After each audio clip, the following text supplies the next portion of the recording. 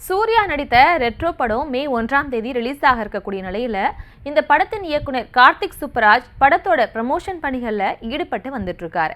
இதுவரை ஆக்ஷன் மற்றும் கேங்ஸ்டர் படங்களா இயக்கி வந்த கார்த்திக் சுப்பராஜ் முதல் முறையா ஒரு காதல் படத்தை இயக்கியிருக்காரு. அதுவும் சூர்யாவை வச்சு ஒரு காதல் படத்தை கார்த்திக் சுப்பராஜ் இயக்கி இருப்பதால ரெட்ரோ கண்டிப்பா வித்தியாசமான ஒரு படமா இருக்கும்னு ரசிகர்கள் படத்தை எதிர்பார்த்து காத்துட்டு இருக்காங்க. இந்த நிலையில ரெட்ரோ ப்ரமோஷன் நிகழ்ச்சி ஒன்றுல பேசின கார்த்திக் சுப்பராஜ் இந்த படத்தை பத்தின சுவாரஸ்ய தகவல்களை பகிர்ந்திருக்காரு. அது தற்போது வைரல் ஆகிட்டு இருக்கு. அதாவது ரெட்ரோ படத்தோட கதை உண்மையிலேயே சூர்யாவுக்காக எழுதினது இல்ல, இந்த கதை முதலா சூப்பர் ஸ்டார் ரஜினிகாந்துக்காக எழுதினதுன்னு கூறியிருக்காரு கார்த்திக் சுப்பராஜ்.